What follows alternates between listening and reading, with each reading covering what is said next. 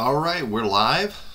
I think we're live. Yes, we are live. Welcome to Up For It Live. I'm Keith Miller, the owner, the head cook and bottle washer at Up For It Coaching and Fitness. And what I do is I help people who are struggling with their health and wellness to set up the conditions for inevitable success and start making healthy habit changes that last a lifetime.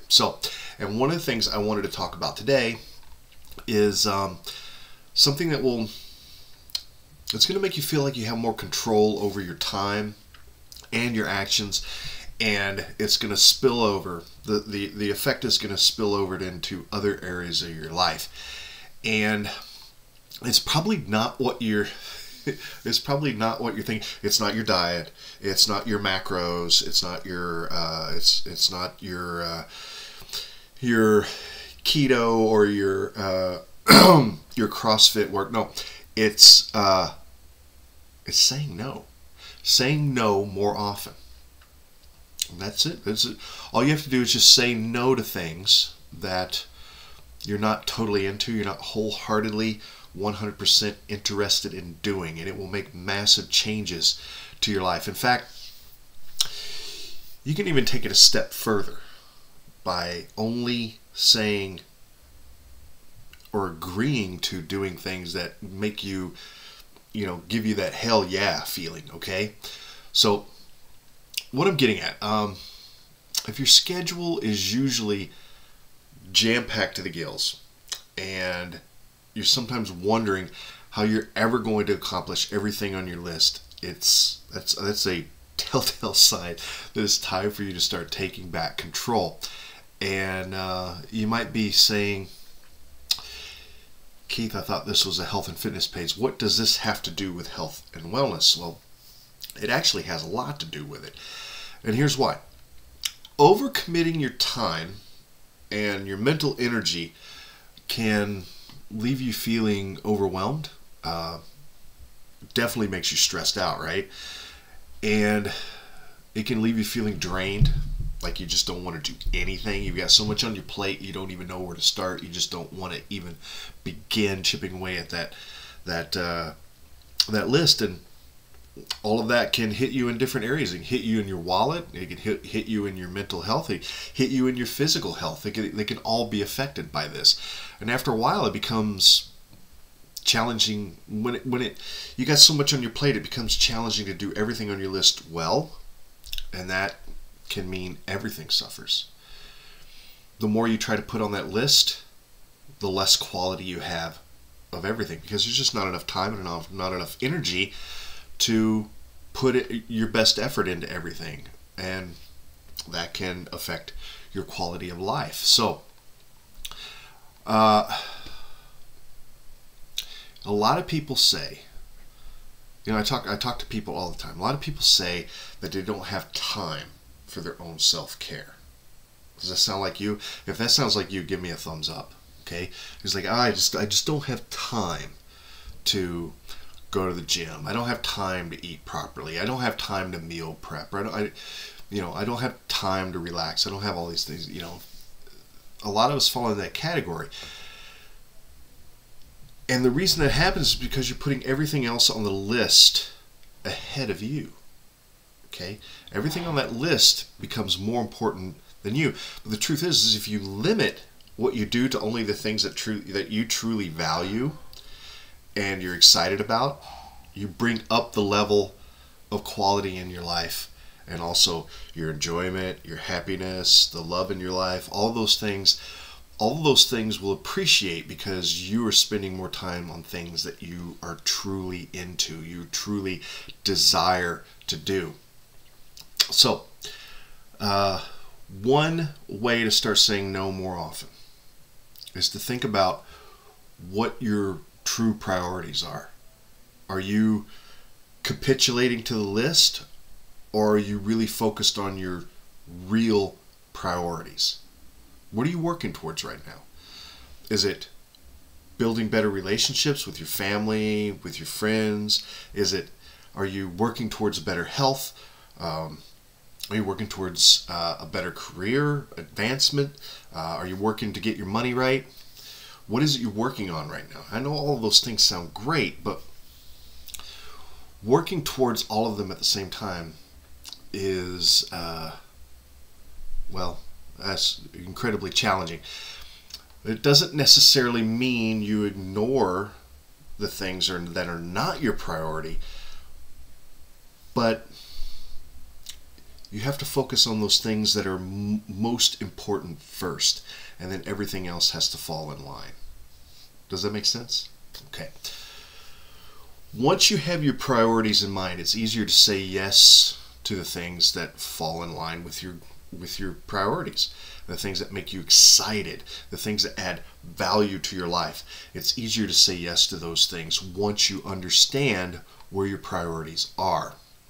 Once again, like I said, instead of capitulating to the list is everything, I must do the list.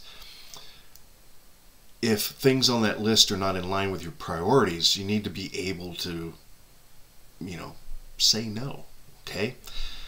It's easier to say no to things that are not in line with that top priorities, or all those priorities on your list. For example, if your family is your main priority, you can still include career and health and other activities, since providing for your family, being a positive role model, being healthy, that's all part of the equation. That's all part of the process of having a healthy family. How do you know? How do you know when it's time to say no? That's a real trick that I would actually say there's two ways to look at that. There can be a skill to saying no, and saying no can be very intuitive, okay? You'll know that saying no to something is the right thing to do if you trust your instincts, if you feel... Have you ever said no to... Here's what I'm trying to say. Have you ever said no to something and then you went, whoa, do you feel that? It's lifted. It's gone. Okay? When you feel a sense of relief by saying no to something, trust that gut instinct. You are better off without whatever that thing is. Okay? Now, I know I'm moving pretty quick here, but you can go back and listen to this again, watch it again, whatever. I like to keep these videos short. But a lot of people have trouble saying no. It's just not in your nature. Some people, it's just not in your nature to say no. And if it's hard for you to say no, I'm going to give you a little trick. Now, I wrote down some things here. I want to make sure I get them right. Okay. So here's the trick. If you have a hard time saying no to people, here's the trick. Use definitive words instead of like vague sounding made up excuses. Okay, here's what I mean by that. Let's say that you have something going on, but someone wants you, something that's very important to you, very important to you, very important to your family. Someone wants you to bake cookies for a bake sale for the weekend. Okay? And you're going to have a hard time saying no to that person. Okay? I don't have time to bake the cookies for your bake sale this weekend. It's that simple. That wasn't using the word no, was it? Okay? That wasn't exactly saying no. But you said no. Okay? A coworker wants to go out for drinks on a Wednesday, and you're not into it. You don't have to say no to that person. You just say something like, "Hey, I don't go out for drinks during the week," or "I don't eat out during the week." Whatever it is, okay? You didn't say no, but you said no. Okay? Here's my favorite one. Sorry, man. Weekends are family time. Now, what did I do with that? I set a boundary for that person.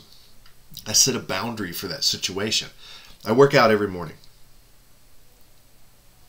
I didn't say no to you. Okay? It's like, I work out every morning. Okay? That's a no. All right? You get the picture? Basically, using that kind of language helps you set clear boundaries. Okay? Which means when you set a clear boundary like that, instead of giving, like, no, I don't think, no. Okay? When you set a clear boundary like that, people are more apt to respect it and understand it and give you less pushback. Okay?